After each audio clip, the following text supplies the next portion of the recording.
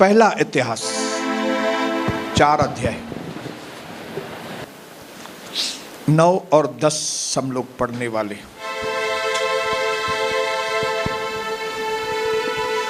पहला इतिहास 4 अध्याय 9 और 10 मेरे साथ धीरे धीरे पढ़ेंगे, आवाज उठा के मेरे साथ बोलेंगे। और याबेज अपने भाइयों से अधिक प्रतिष्ठित हुआ और उसकी माता ने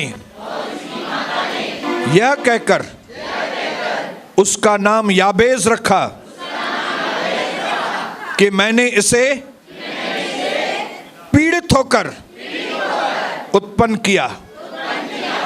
और याबेज ने इज़राइल के परमेश्वर को यह कहकर पुकारा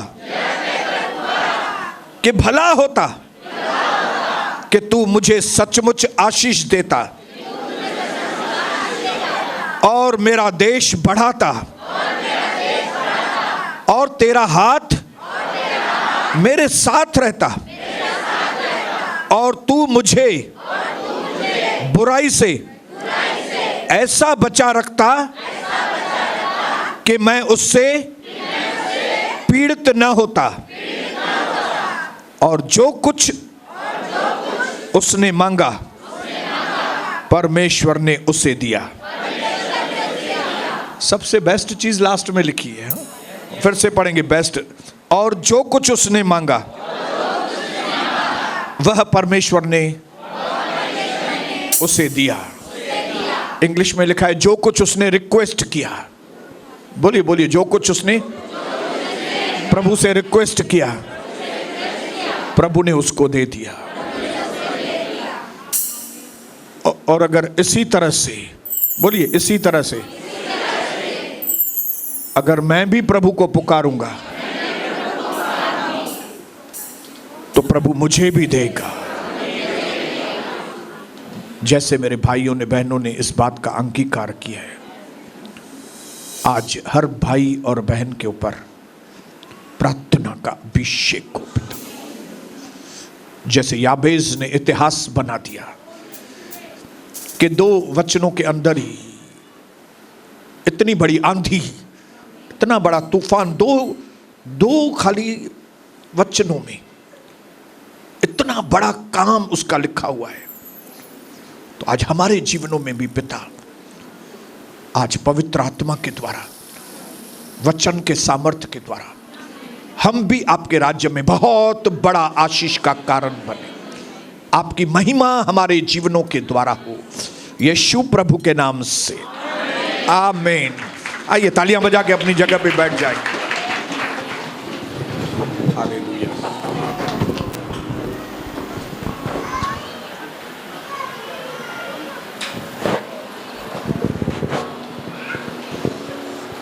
हालेलुया, प्रेज द लॉर्ड, आमीन। मैं विश्वास करता हूं कि आज जब हम याबेस की ओर निहारेंगे, याबेस के जीवन की ओर निहारेंगे, याबेस के प्रार्थनाओं की ओर ध्यान लगाएंगे, हम में से हर एक व्यक्ति के अंदर एक प्रार्थना का योद्धा जागृत होगा। खाली 2 सेंटेंस 9 और 10, उसके अलावा कुछ याबेस के बारे में लिखा ही नहीं है। लेकिन इन 2 सेंटेंस के अंदर याबेस के द्वारा जो इस दुनिया में काम हुआ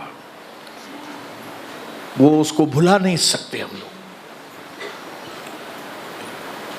ये व्यक्ति याबेस पुराने नियम के अंदर इसकी प्रार्थना बहुत फेमस है। हालेलुया। उसकी प्रार्थना इसके लिए बहुत मशहूर है क्योंकि इसकी प्रार्थना को परमेश्वर ने सुना। आपकी और मेरी प्रार्थनाएं कभी इंपॉर्टेंट है जब भी उसका जवाब आएगा। अगर उसका जवाब नहीं आ रहा है तो हमारी वो प्रार्थनाएं हमारे काम की नहीं है। हालेलुया। इसके लिए हमें इस यावेस भाई के जीवन को थोड़ा जांचना पड़ेगा कि ये कैसा भाई है। इसका जन्म, उसकी क्या कंडीशन थी, उसने क्यों प्रार्थनाएं की, उसकी प्रार्थनाओं में दम क्यों था, और उसकी प्रार्थनाओं का नतीजा क्या था। हालेलुया, बोलिए हालेलुया।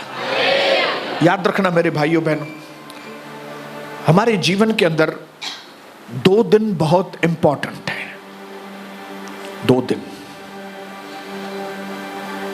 बहुत इंपॉर्टेंट है।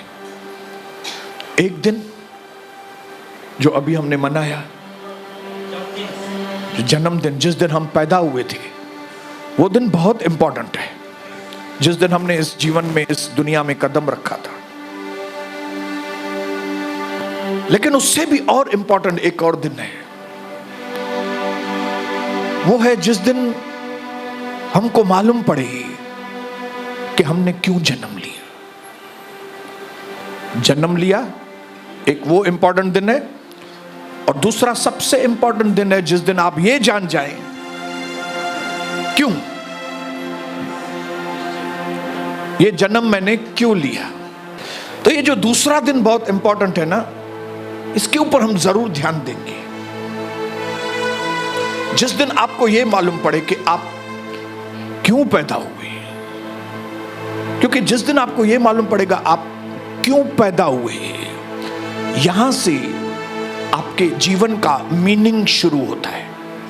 यहां से आपके जीवन का मतलब शुरू होता है। क्योंकि अगर ये दिन आपको नहीं मालूम पड़ा कि आप क्यों पैदा हुए, तो ये जो आप पैदा हो गए ये बिल्कुल व्यर्थ चला जाएगा। इसके लिए बहुत अच्छी बात है कि आप बर्थडे मनाते हो, मैं कौन से दिन पैदा हुआ, लेकिन इससे ज्यादा इंपॉर्टेंट है हमारा स्पिरिचुअल बर्थडे, आत्मिक जन्मदिन। जिस दिन हम यीशु मसीह को पहचानते हैं, जिस दिन यीशु मसीह की रोशनी हम पर चमकती है, और जिस दिन प्रभु यीशु मसीह के द्वारा हमको हमारे जीवन का मकसद मालूम पड़ता है, और जब वो हमारे अंदर मकसद पक्का होता है, तब हम बपतिस्मा लेते हैं। वो दिन हमारे लिए याद रखना बहुत जरूरी है। तो एक तो वो दिन जिस दिन आप बॉर्न हुए थे, वो बहुत इंपॉर्टेंट है। लेकिन एक और दिन है जो बहुत ही इंपॉर्टेंट है, वो है जिस दिन आप बॉर्न अगेन हुए थे, जिस दिन आपने नया जन्म, जिस दिन बपतिस्मा लेके आप बाहर आए थे नई रोशनी के साथ कि मैं क्यों पैदा हूं, मैं इस दुनिया में क्यों प्रकट हुआ। हालेलुया। उस दिन से आपकी रियल जिंदगी शुरू होती। हालेलुया।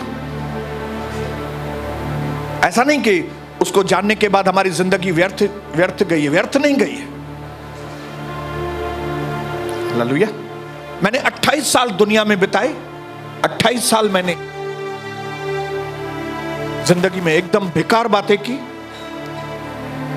जो नहीं करने चाहिए थे, जो दोस्ती नहीं रखनी चाहिए थी, जो चीजें नहीं पीनी चाहिए थी, जो चीजें नहीं खानी चाहिए थी, क्या क्या किया, सब कुछ किया।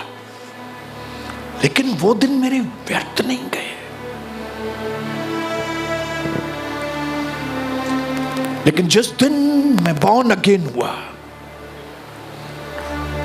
उस दिन से मुझे समझ में आया कि अभी मुझे क्या करना है, अभी मुझे क्या करना है। और उस दिन मुझे समझ में आ गया कि अभी मुझे क्या नहीं करना है। इसका मतलब है जो मुझे नहीं करना चाहिए था, जो मैंने पहले किया था, उसमें से बहुत सारे सबक मुझे 28 साल की उम्र में मिले। मतलब व्यर्थ नहीं गए वो। हालेलुया। व्यर्थ नहीं गए। अभी मुझे मालूम है क्या नहीं करना है और क्या करना है। कैसे मैं पैदा हुआ था, कैसी मेरी जिंदगी थी, फिर कहां से मेरी टर्निंग पॉइंट आई, और फिर टर्निंग पॉइंट आने के बाद मैंने क्या किया कि मेरी जिंदगी बिल्कुल बदल गई। यावेस के इस दो खाली वर्सेस के अंदर 3 चीजें भरी हुई हैं। इन 2 वचनों के अंदर 3 बातें भरी हुई हैं। एक, यावेस क्या था, उसके बाद यावेस ने क्या किया, और फिर तीसरा, यावेस क्या बन गया। बोलिए मेरे साथ, यावेस क्या था, यावेस ने क्या किया, और फिर उसकी वजह से यावेस क्या बन गया। अगर इन 3 चीजों को आप बराबर से ध्यान देके स्टडी करेंगे, आपकी जिंदगी बदल जाएगी। यावेस, याद रखना, बाइबल के एक एक नाम के पीछे कुछ ना कुछ मतलब है। बाइबल में किसी का भी नाम ऐसे ही नहीं है, हर एक नाम के पीछे एक रोशनी है। हालेलुया। अगर आप ध्यान से हर एक नाम को देखेंगे और उस नाम वाले व्यक्ति को स्टडी करेंगे तो आपको मालूम पड़ेगा कि इस नाम के पीछे एक आत्मिक रास्ता दिखाई देगा कुछ बनने का। वो नाम, जब उस नाम वाले व्यक्ति के जीवन को स्टडी करेंगे तो आपको मालूम पड़ेगा कि ये नाम एक ऐसे आत्मिक रास्ते को रोशनी में दिखाता है कि जिसके द्वारा आप क्या बन सकते हो। अब्राहम, जब अब्राहम का नाम लेते हो तो एक रास्ता दिखाई देता है। क्या रास्ता दिखाई देता है? कि एक मूर्ति पूजक व्यक्ति वो कैसे विश्वास का पिता बन सकता है।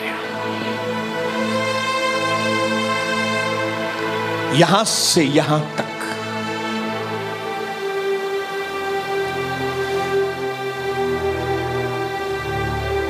जब इज़राइल का नाम आपके सामने आएगा तो एक आपको रास्ता दिखाई देगा, एक आत्मिक रास्ता। कैसे एक चीटर आदमी, कैसे एक बुरा आदमी बदलकर परमेश्वर का राजकुमार कैसे बनेगा। मीनिंग है ये इसका।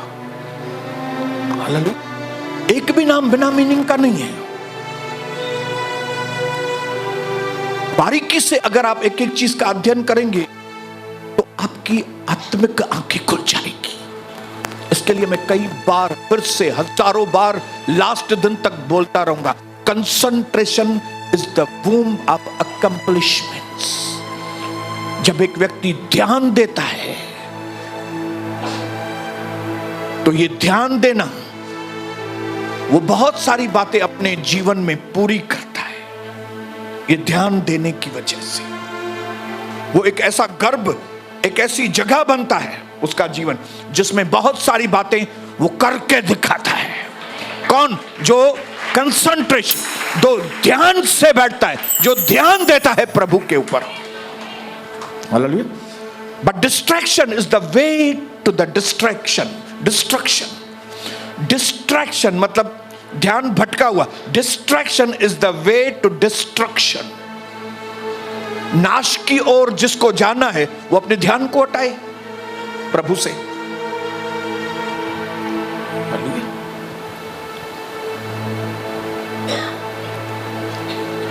आप भी जो प्रभु के मेरे दास और दासियां हैं, आने वाले समय में जब लोग आपका नाम लेंगे, मालूम नहीं आपके पीछे उनको कौन सा आत्मिक रास्ता दिखाई देगा। जब हम यहूदा को याद करते हैं तो रास्ता दिखाई देता है, यहूदा इस्करियोती, कि कैसे इतना अच्छा मौका मिलने के बाद भी, प्रभु का इतना अच्छा चेला बनने का मौका मिलने के बाद भी वो बर्बाद। कैसे बर्बादी का रास्ता क्या है। किसी को पूछना है भाई बर्बादी का रास्ता क्या है, यहूदा इस्करियोती। अब देखो उसको,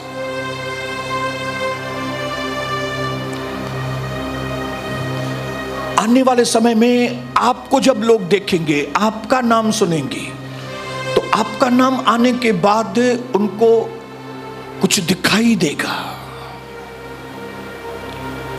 हालेलुया।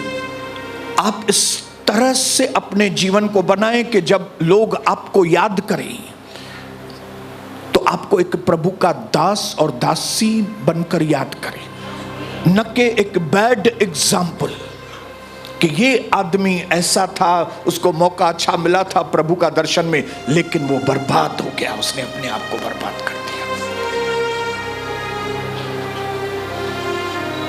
मैं चाहता हूं कि जब मेरा नाम हिस्ट्री में आए हो सोनी बसंतानी, तो लोगों को दिखाई दे एक चीज कि एक व्यक्ति को जिसकी हालत डाइवोर्स तक, जिसकी पत्नी आत्महत्या करने के कगार पर थी, किस तरह से वो हालात में से एक आदमी निकलकर अपने अपने घर को कैसे स्वर्ग के जैसा बना सकता, ये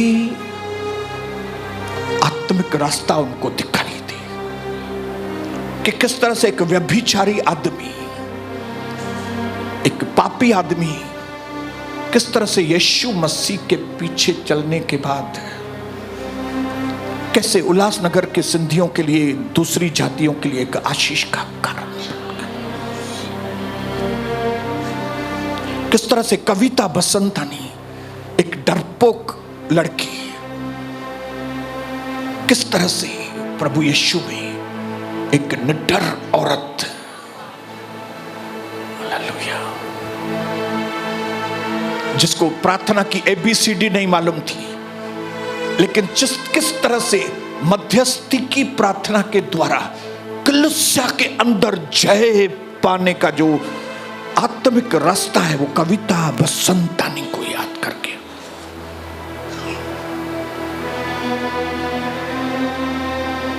यावेस,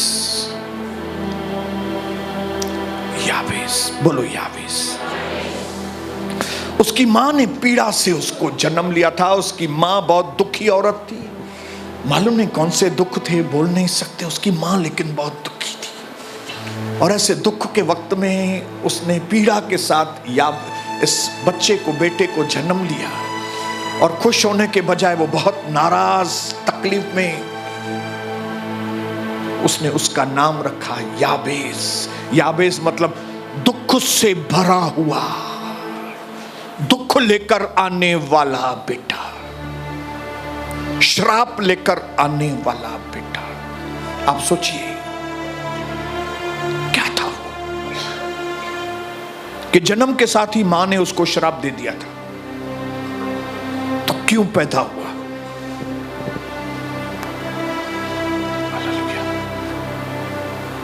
तू आया क्यों? तू दुख से भरा हुआ है, तू दुख लेके आया है। ऐसा व्यक्ति था। लेकिन इस यावेस को मालूम नहीं कहां से उसको मालूम पड़ा कि इस सृष्टि का परमेश्वर वही इज़राइल का परमेश्वर है। और अगर हम इस इज़राइल के परमेश्वर को पुकारेंगे तो वो हमारी जिंदगी को बदलेगा। मालूम नहीं किधर से उसको ये बात समझ में आ गई। हालेलुया। कि मेरे ऊपर जो श्राप है, मैं जो इतनी घटी में जीवन बिता रहा हूं, मैं जो इतना दुख से भरा हुआ व्यक्ति हूं, लोग मेरी ओर देखते हैं तो मुझे एकदम तुच्छ समझते हैं कि ये आदमी, ये मां ने भी इसको पसंद नहीं किया था, ये आदमी ऐसा घर का मारा हुआ ये व्यक्ति है। हालेलुया। लेकिन इसने इन सारी चीजों को जानने के बाद विलाप नहीं किया उसने। इन सारी चीजों को जानने के बाद उसने अपना सर नहीं पीटा बैठ के, लेकिन इस व्यक्ति ने ढूंढा इसका इलाज कहां पे है। लगे मैं बीमार हूं, ठीक है बीमार हूं, लेकिन इसका इलाज कहां पे है। लगे मेरे जीवन में समस्या है, लेकिन इस समस्या का हल कहां पे है। ये समस्या का हल कहां पे है। तो कहीं से मालूम पड़ा होगा इज़राइल का परमेश्वर। अरे भाई, ये इज़राइल का परमेश्वर कौन है? ये सृष्टि का मालिक है, जो इज़राइल का परमेश्वर। तो ये क्या करता है? ये वो है जिसने लाल समुद्र को दो भाग, अच्छा ओके, उसने कहीं से ये इंफॉर्मेशन ली, उसने कहीं से इन चीजों की खबर चार ली, फिर उसने अपने मन में पक्का किया। क्या पक्का किया? कि अभी मैंने जो सुना है, मैंने सुना है कि मुझे ये बीमारी है और उसका इलाज ये परमेश्वर करने वाला है। तो उसने डिसाइड किया कि मैं अपना इलाज इसी परमेश्वर के द्वारा कराऊं।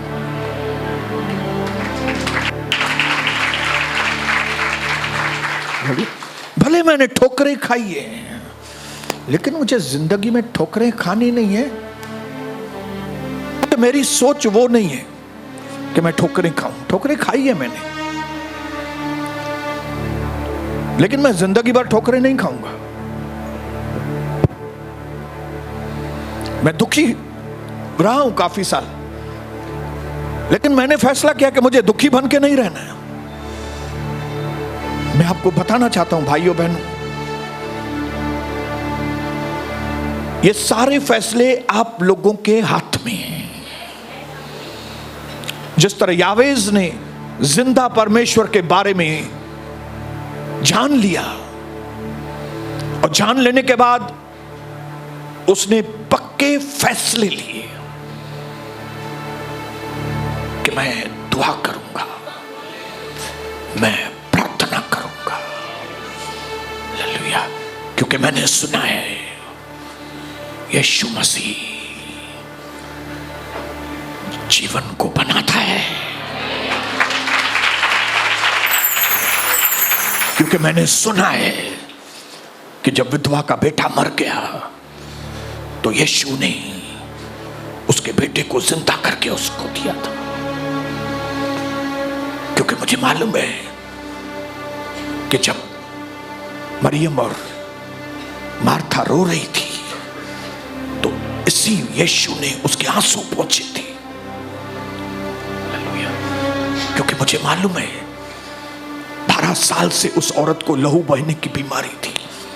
उस लेडीज प्रॉब्लम में वो मरने वाली थी, लेकिन वो उस लेडीज प्रॉब्लम में मर नहीं गई। यीशु को छूकर वो औरत चंगी हो गई थी। इसके लिए अब मैं भी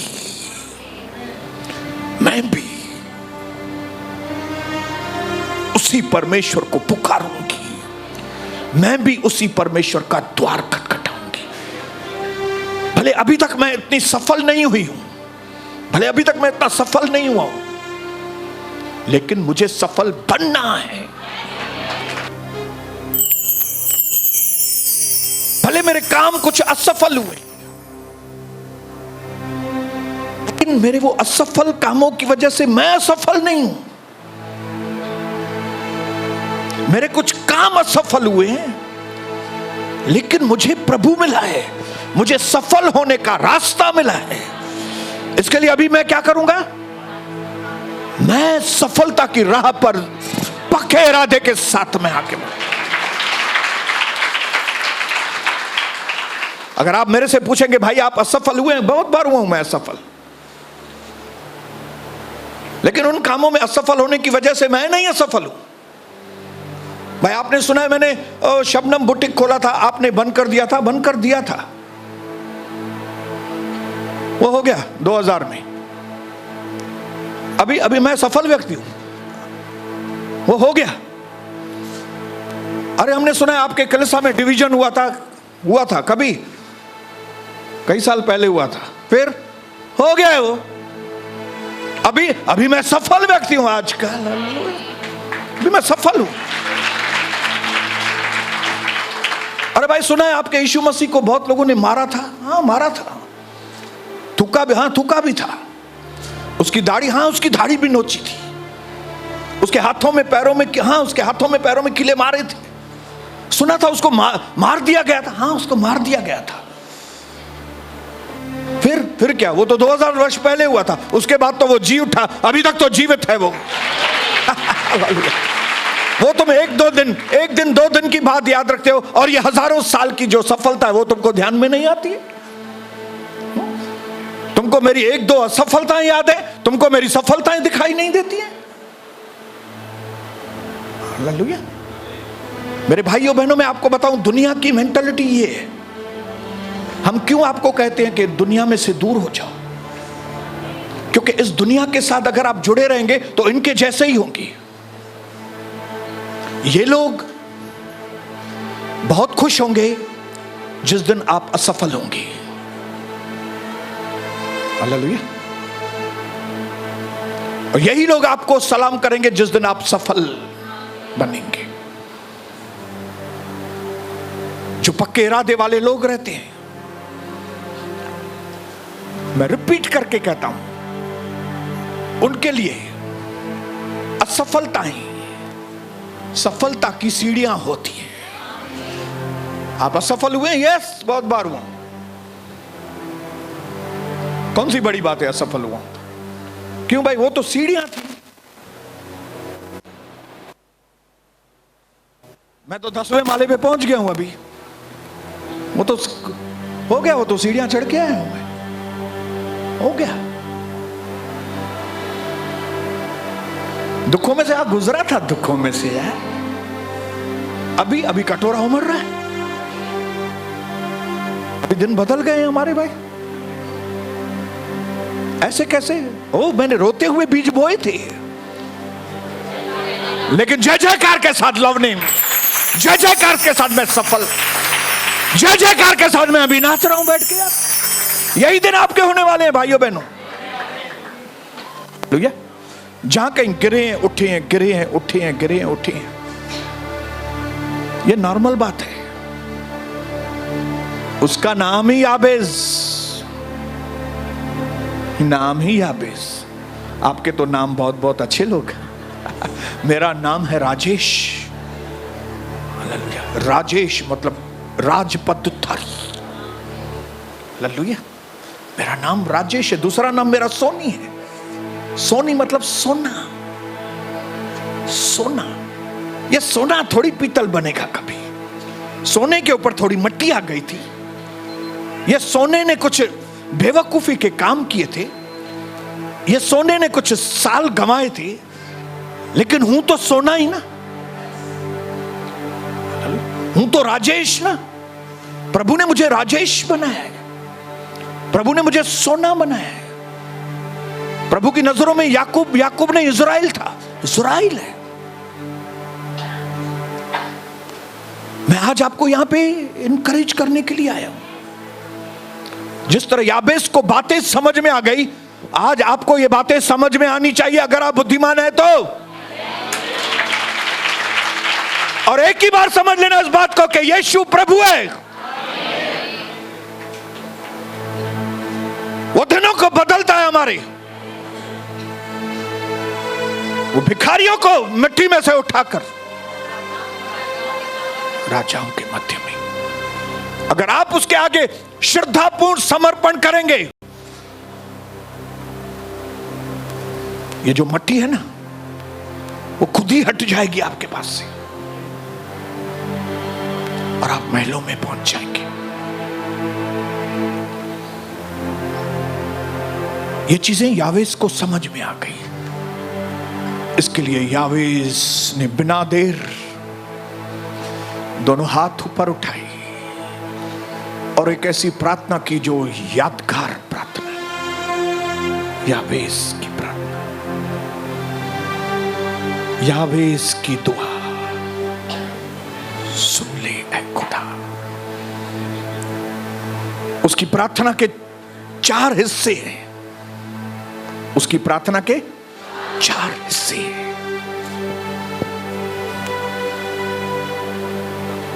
पढ़ के बताता हूं कौन से 4 हिस्से हैं। 10वें वचन में, और याबेज ने इज़राइल के परमेश्वर को यह कहकर पुकारा, पहली प्रार्थना उसने की कि भला होता कि तू मुझे सचमुच आशीष देता। दूसरी प्रार्थना उसे की, और मेरा देश बढ़ाता, मेरी हदें बढ़ाता। तीसरी प्रार्थना की, और तेरा हाथ मेरे साथ रहता। और चौथी प्रार्थना की, और तू मुझे बुराई से ऐसा बचा के रखता कि मैं उससे पीड़ित न होता। 4 प्रार्थनाएं की, याबेस की 4 प्रार्थनाएं। बोलो 4। जैसे एक जगह 4 खंभों के ऊपर खड़ी रहती है, यावेस की प्रार्थना 4। और परमेश्वर ने चाहा तो हम इन 4 बातों को एक एक करके देखेंगे। आज हमारे पास 10 मिनट और है, जितना मैं बात कर सकता हूं 10 मिनट में बोलूंगा। उसकी पहली प्रार्थना, भला होता कि प्रभु आप मुझे आशीष।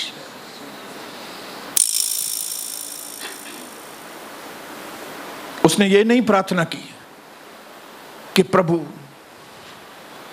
मेरे घर को आशीष कर। उसने ये नहीं प्रार्थना की कि प्रभु मेरी नौकरी को आशीष कर। उसने ये नहीं कहा कि प्रभु मेरी बीवी को आशीष कर। उसने ये नहीं कहा कि प्रभु मेरे धंधे को आशीष कर। अच्छी बात है, आप धंधे के लिए प्रार्थना करते हो, बीवी के लिए प्रार्थना करते हो, नौकरी के लिए प्रार्थना करते हो, अच्छी बात है। लेकिन ये प्रार्थनाएं इंफीरियर प्रार्थनाएं। क्या है ये प्रार्थनाएं? इंफीरियर। हिंदी में क्या बोलेंगे इसको?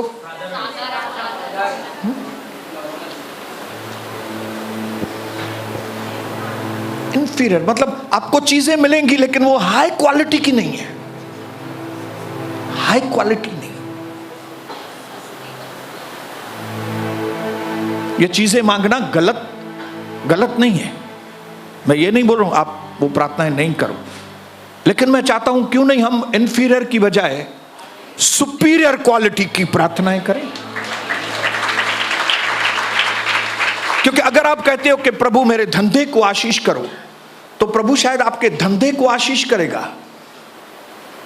लेकिन आप आशीषित नहीं हो सकते। जरूरी नहीं कि आपका धंधा आशीषित हुआ मतलब आप आशीषित हो गए। कई लोगों के धंधे अच्छे चलते हैं लेकिन उनके जीवन में बीमारियां, बेटे की तकलीफ, बेटी घर में आ गई है वापस, बहू चली गई है, पैसा बहुत है, धंधा बहुत अच्छा चल रहा है, फैक्ट्रियां चल रही हैं, पैसों की बारिश है, लेकिन वो खुद लोग आशीषित नहीं है। कई लोगों की नौकरी बहुत अच्छी है, पगार बहुत बढ़ गई है, लेकिन जैसे ही नौकरी से आते हैं घर में लफड़े है, तू हल होता ही है, होता मार है। क्यों? उनकी नौकरी आशीषित है, 1 तारीख को ही उनके अकाउंट में 1 लाख रुपया 80,000 रुपया आ जाता है, लेकिन घर में मारामारी है, घर में तकलीफें हैं। Inferior quality of prayer. लेकिन सुपीरियर क्वालिटी ये है कि प्रभु आप मुझे आशीष करें। क्योंकि जब मैं कहता हूं प्रभु आप मुझे आशीष करें, तो मेरे जीवन से जुड़ी हुई हर चीज आशीषित हो जाएगी। जो भी मेरे साथ जुड़ा है मेरी नौकरी, मेरा धंधा, मेरा बेटा, मेरी बेटी, मेरी पत्नी, मेरे पड़ोसी, मेरे रिश्तेदार, जो जो मेरे साथ जुड़े हैं, वो सारे लोग आशीषित हो जाएंगे जब प्रभु की आशीष मुझ पर आएगी।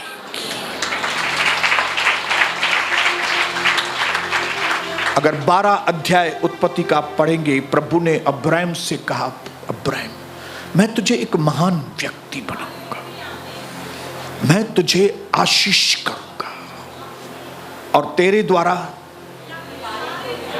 दुनिया के सारे कुल आशीषित होंगे। ये जो है ना, ये कंप्लीट आशीष है। जब मैं आशीष, मेरे द्वारा दूसरों को आशीष, ये कंप्लीट आशीष है। अगर खाली मैं ही आशीषित हूं, ये आधी आशीष है। ये कंप्लीट, जो जब हम प्रार्थना करते हैं प्रभु आप मुझे आशीष करो, इसका मतलब है प्रभु मुझे ऐसी आशीष करो कि मैं खुद भी और मेरे द्वारा मेरी जातियां, मेरे लोग आशीषित हो, मेरा परिवार आशीषित। ये कंप्लीट आशीष है। हालेलुया, बोलिए हालेलुया। ब्रदर समझ में आ रही है आपको? हालेलुया। बहनों समझ में आ रही है? हालेलुया। कंप्लीट आशीष, आशीष। आशीष एक न दिखने वाला अनुग्रह है आपके ऊपर, जिसके द्वारा आप जो काम करेंगे वो काम आपको सफलता की ओर लेकर जाएगा। इनविजिबल ग्रेस, इनविजिबल फेवर, आशीष। आशीष ये नहीं कि जेब में डॉलर हैं मेरे, मतलब मैं आशीषित हूं।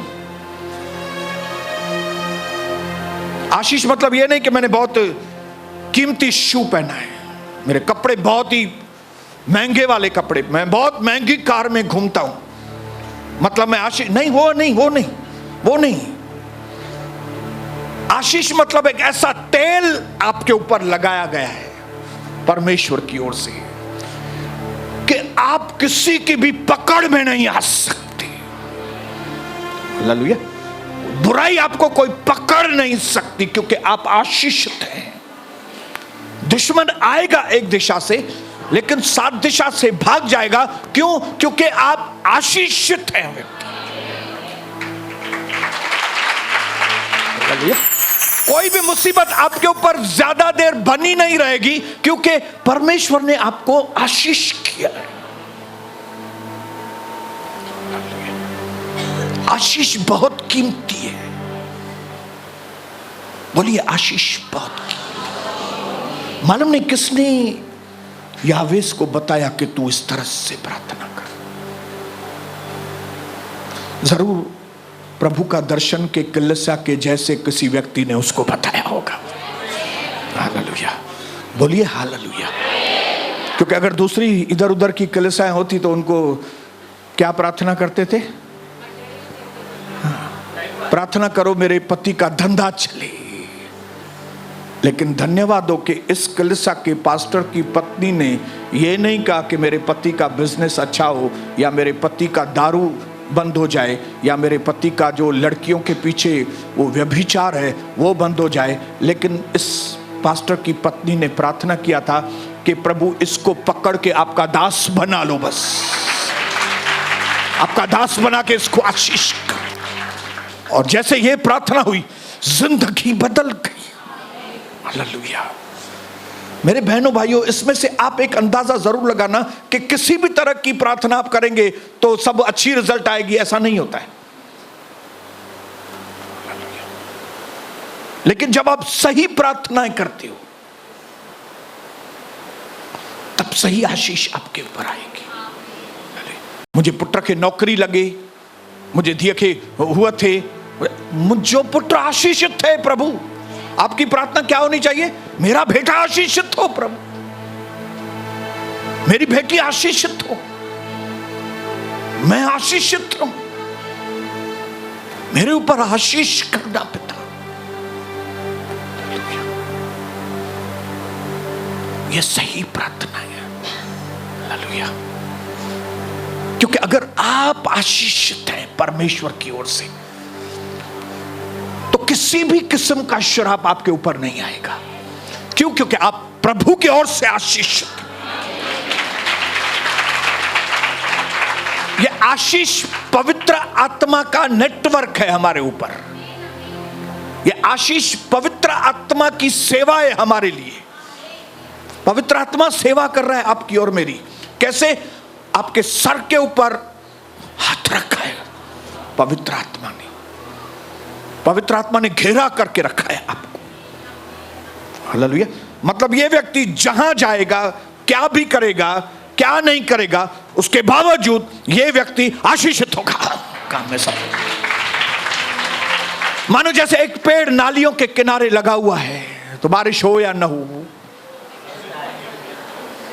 कोई चीज हो ना हो, लेकिन उसके पत्ते कभी मुरझाते नहीं, और जैसे ही सीजन आता है उसमें फल आएगा। ऐसा व्यक्ति जो काम करेगा उसमें वो सफल होता है। क्यों?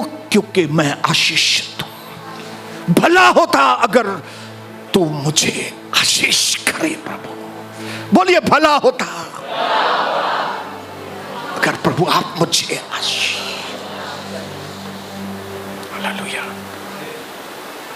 बालाक ने बालाम को बुलाया, आओ ये इजरायली लोग मेरे देश को घेर के रखा है, ये लोगों को श्राप दो, क्योंकि ये लोग मेरे लिए खतरा है, इजराइल के लोग। पहले तो प्रभु ने बालाम को आने के लिए ही मना कर दिया, इधर आना ही मत, मेरे लोगों को श्राप देने के लिए नहीं।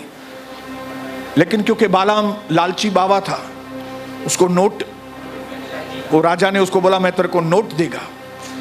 ये नोट है ना, बहुत हमारे विश्वासियों को नोट दिखे नहीं, ग्राहक को दिखा नहीं, तो वो ग्राहक को ही बोलते, ग्राहक का प्रभु ही न साझा, ग्राहक का भगवान है। कुछ भी ग्राहक वापस न वंजन खपे, कुछ भी न।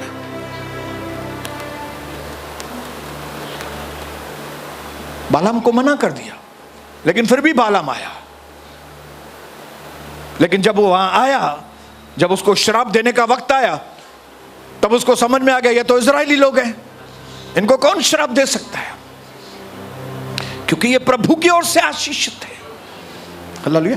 जब आप प्रभु की ओर से आशीषित होते हैं ना, कोई कितना भी श्राप दे आपके ऊपर लगने वाला।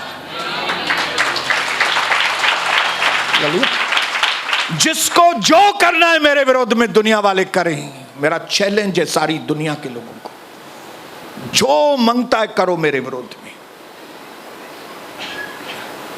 मेरा बाल काट के जादू टोना करना है, करो, ये लो बाल। हालेलुया। तुमको मेरा कपड़े का टुकड़ा चाहिए, करो, तुम्हारे में जितनी ताकत है तुम करके बताओ मेरे दुश्मनों, करो। तुमको मेरा मोम का पुतला बना के टार्चनी लगाने का है, लगाओ टार्चनी मेरे मोम के पुतले में। तुमको मेरे दुकान के बाहर मटन का पीस छोड़ के जाने का है, लगाओ मटन का पीस छोड़ के जाओ। तुमको मेरे घर के बाहर नींबू और मिर्ची टांग के जाना है, लगाओ मिर्ची और नींबू। You are just wasting your time.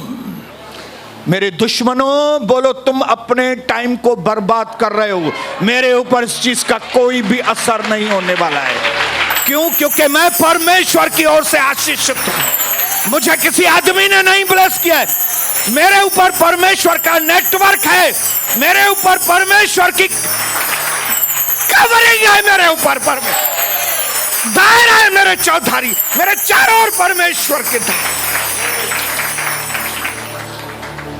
जीवित परमेश्वर के बारे में लोग जानते नहीं, लेकिन जिस जीवित परमेश्वर को मैं जानता हूं, जिसका नाम यीशु है, उसका एक कदम अगर धरती पर पड़ गया, ये धरती धरती नहीं रहेगी, खत्म। ऐसा कर किया उसने।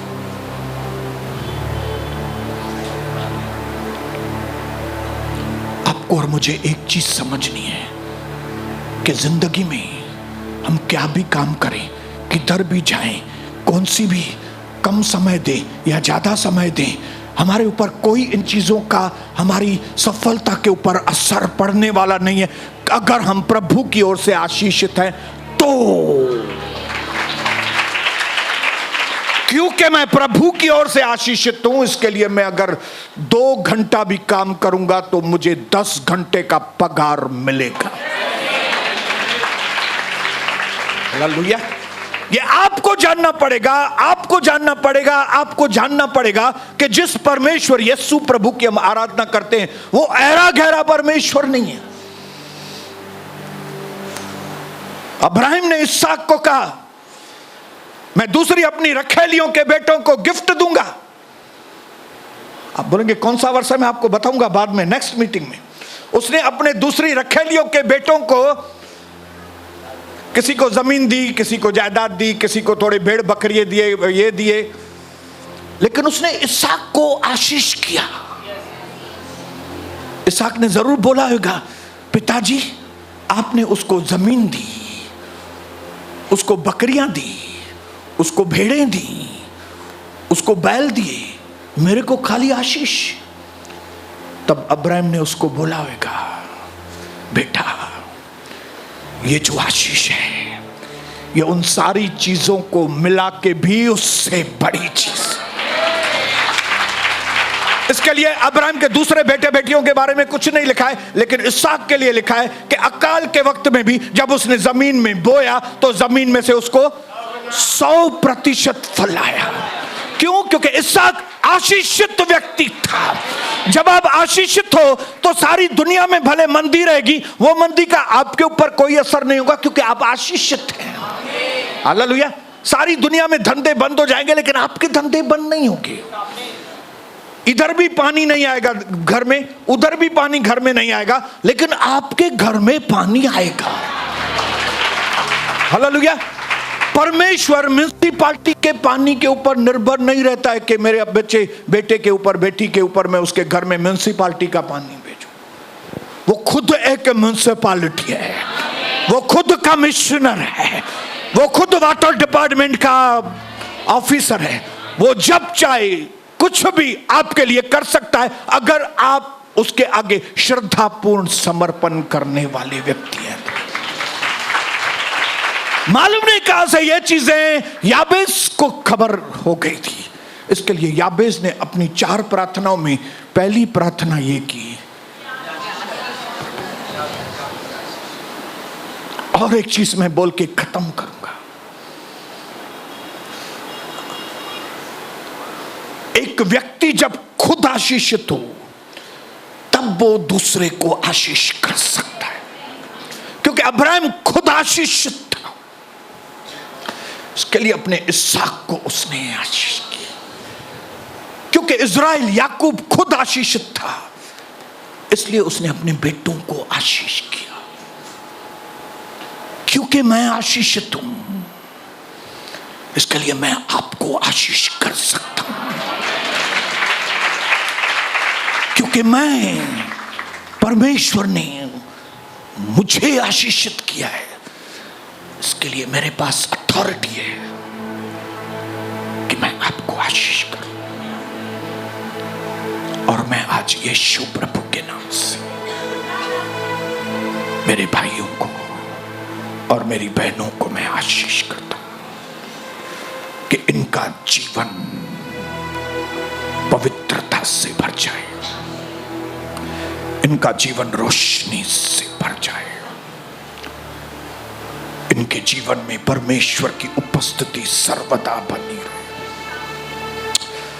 ना तो बल से न शक्ति से, लेकिन पवित्र आत्मा के सामर्थ्य से मेरे भाइयों का और बहनों का जीवन आगे बढ़े। दिन को बादल के खंभे में और रात को आग के खंभे के द्वारा इनकी अगुवाई हो। 1000 इनके एक तरफ, 10,000 दूसरी तरफ गिरेंगे, लेकिन इनकी कोई हानि नहीं होगी। दुश्मन अगर एक दिशा से आता है तो वो दुश्मन को 7 दिशाओं से भागना पड़ेगा। मैं प्रभु का दास अपने प्रभु का दर्शन के लोगों को और मेरी जो प्यारे परिवार ऑनलाइन पे हमको देखते हैं, हम उनको पिता और पुत्र पवित्र आत्मा के नाम से आशीष करते हैं। और मैं ऐलान करता हूं कि ये मेरे भाई, ये मेरी बहनें घर से निकलने के वक्त भी आशीषित होंगे और घर वापस आते वक्त भी ये आशीषित होंगे। इनमें से एक भी व्यक्ति पूंछ नहीं, ये सर बनेंगे और जिस काम में भी हाथ डालेंगे परमेश्वर उनमें इनको सफलता देगा। और ये प्रार्थना, ये आशीष मैं प्रभु यीशु मसीह के सामर्थी और अद्भुत नाम से ऐलान करता हूं, यीशु प्रभु के नाम से। आमीन, आमीन।